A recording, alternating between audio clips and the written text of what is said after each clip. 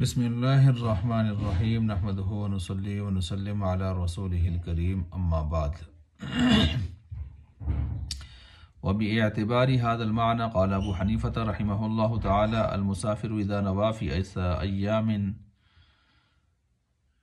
رمضانا واجبا آخر يقع عن واجب آخر لأنه لما ثبت له الترخص بما يرجع إلى مصالح بدنه وهو الإفطار۔ اچھا جی، یہاں سے مصنف رحمۃ اللہ علیہ یعنی اصول الشاشی سبق نمبر 95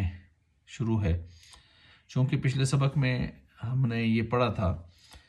اور اس میں ہم نے کتاب اللہ سے جو علت ہم لیتے ہیں تو اس کی ہم نے 2 مثالیں پڑھی تھیں۔ ایک تو ہم نے اس میں طوافون علیکم بعضکم علی بعض، اس سے ہم نے علت لی تھی کثرت طواف کی وجہ سے رخصت آ گئی اور گنجائش آ گئی، تخفیف آ گئی۔ پھر اس کو ہم نے آگے اس کی اور بہت ساری مثالیں ہم نے احادیث سے پڑھی تھیں، بلی کے جوٹے کے حوالے سے اور دیگر حشرات الارض جو گھر کے اندر ہوتے ہیں کہ ان کے آنا جانا بہت زیادہ لگا رہتا ہے، تو کثرت طواف کی وجہ سے ان کے جوٹے کے اس طرح نجس نہیں ہوتا جس طرح کہ عام دوسرے درندوں کا جوٹا نجس ہوتا ہے۔ تو بنیادی طور پر ہم نے آیت سے استدلال کیا تھا طوافون علیکم بعضکم علی بعض، اس کے بعد پھر باقی استدلالات کی طرف ہم گئے۔ علت ہمیں وہاں سے ملی تھی طواف، یعنی بار بار آنا جانا، یہ اس میں اگر اس کو حکم میں برابر رکھا جائے دوسرے نجس چیزوں کے ساتھ تو پھر اس میں بڑا حرج لازم آئے گا۔ دوسرا ہم نے مثال پڑھی تھی وہاں یرید اللہ بکم الیسر ولا یرید بکم العسر، چونکہ وہاں روزے سے متعلق بات تھی تو پیچھے مریض کا اور مسافر کا بھی ساتھ ذکر تھا،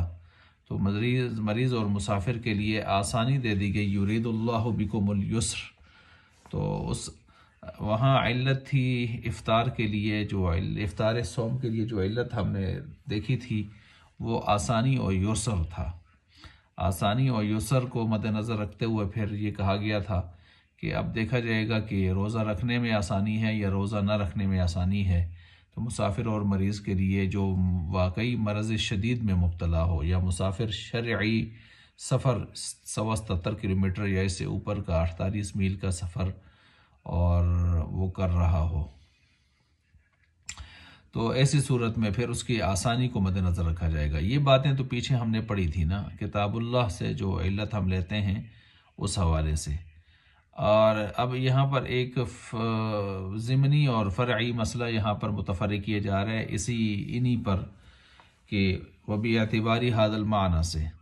کہ اگر کوئی آدمی ہے اور وہ رمضان کے روزہ ہے، رمضان کے روزہ رکھنے کے بجائے وہ کیا کرتا ہے کہ دوسرا کوئی اور روزہ اس کی جگہ رکھتا ہے، تو کیا وہ دوسرا روزہ ہو جائے گا کہ نہیں ہو جائے گا؟ مثلا ایک آدمی ہے، رمضان شروع ہو چکا ہے اور وہ اس رمضان کا روزہ مسافر ہونے کی حیثیت سے یا مرض شدید میں مبتلا ہونے کی وجہ سے وہ روزہ نہیں رکھ رہا، اس رمضان کا رخصت سے جو ہے وہ فائدہ اٹھا رہا ہے، لیکن فائدہ اٹھاتا ہے وہ کیا کرتا ہے کہ پچھلے رمضان کا کوئی روزہ رہتا ہے، قضا روزہ، اس کو رکھنا چاہتا ہے، یا کفارے کا روزہ ہے وہ رکھنا چاہتا ہے، یا کوئی نظر نیاز منت مروتی مانی تھی اس کا روزہ رکھنا چاہتا ہے، تو کیا اس کا یہ روزہ ہو جائے گا کہ نہیں ہوگا؟ تو اس میں 2 قول ہیں۔ امام اعظم ابو حنیفہ رحمۃ اللہ علیہ فرماتے ہیں ان کا قول یہ ہے کہ اگر اس نے اس طرح کیا تو اس کا یہ روزہ جو ہے وہ ہو جائے گا۔ کیوں ہو جائے گا؟ وہ کہتے ہیں اس وجہ سے کہ یہاں پر اس کو رخصت دی گئی ہے نا، اس اعتبار سے رخصت دی گئی ہے، حالانکہ یہ رخصت جو شریعت نے اس کو دی ہے روزہ رکھنے نہ رکھنے کی، یہ اس کی بدنی مصالح کو سامنے رکھ کر کہ اس کے بدنی راحت اس میں ہے، مشقت میں ہے سفر کی وجہ سے اور بیماری کی وجہ سے، تو اس وجہ سے اس کو بدنی راحتوں کو سامنے رکھتے ہوئے، آسائشوں کو سامنے رکھتے ہوئے اس کو رخصت دی گئی ہے۔ تو جب بدنی مصالح اور راحتوں کو سامنے رکھتے ہوئے رخصت دی گئی ہے اور اس رخصت سے وہ فائدہ اٹھا کر ایسی چیز کو ادا کر رہا ہے جو اس پر اس وقت لازم بھی ہے۔ دیکھیں وقتی رمضان کا روزہ اس کو رخصت دی ہوئی ہے، لیکن پچھلے رمضان کا روزہ تو اس پر ادھار ہے، وہ قرض کی صورت میں لازم ہو چکا ہے، نظر نیاز منت منوتی قرض کی صورت میں لازم ہو چکی ہے، کفارہ دینا ہے وہ بھی پہلے سے لازم ہے، قرض ہے، تو اس کے بارے میں تو اسے پوچھ گچھ ہوگی کہ اس کو وقت ملا تھا کیوں ادا نہیں کیا اس نے جلدی، تو لہٰذا اس کو اپنے ذمے سے اتارنا چاہتا ہے۔ حالانکہ اس روزے میں جس میں اس کو رخصت ملی ہے، اگر وہ رخصت میں ہے اور روزہ فرض کیجیے روزے جو ہے روزہ نہیں رکھا اس نے اور کھا رہا ہے پی رہا ہے اپنی جگہ پر چھپ کر، تو اس سے پوچھ گچھ نہیں ہوگی، اس لیے کہ اسلام نے خود اس کو رخصت دی ہے۔ تو اس رخصت میں وہ یعنی اس رمضان میں اس کو رخصت کیوں دی گئی ہے؟ مصالح بدنیہ کی وجہ سے دی گئی ہے، اس کے ظاہری راحتوں کو مد نظر رکھتے ہوئے۔ تو پھر اگر وہ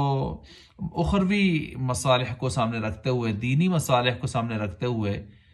پہلا کسی دوسرا روزہ جو مقاجات ہیں وہ رکھنا چاہتا ہے، تو اس کو بھی بطریق اولا ہونا چاہیے۔ یعنی اگر وہ کچھ بھی نہیں رکھتا اور کھا پی رہا ہے چھپ چھپا کے اپنی جگہ پر،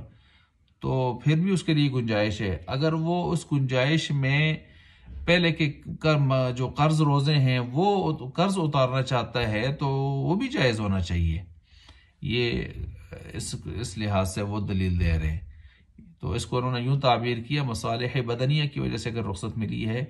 تو مصالح دینیہ اگر وہ مستفید ہونا چاہتا ہے تو اس کو بطریق اولا اس کو اجازت ہونی چاہیے اس کی،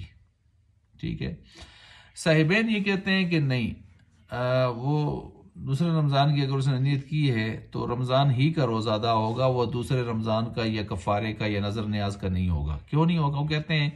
اس کو شریعت نے رخصت دی تھی نا، اس وجہ سے دی تھی کہ یہ روزہ نہیں رکھ سکتا،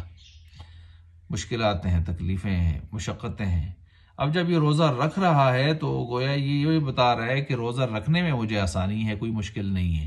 تو جب مشکل نہیں ہے تو پھر اس کا روزہ وہی ہونا چاہیے جو حاضر رمضان کا روزہ ہے، دوسرا روزہ نہیں ہونا چاہیے۔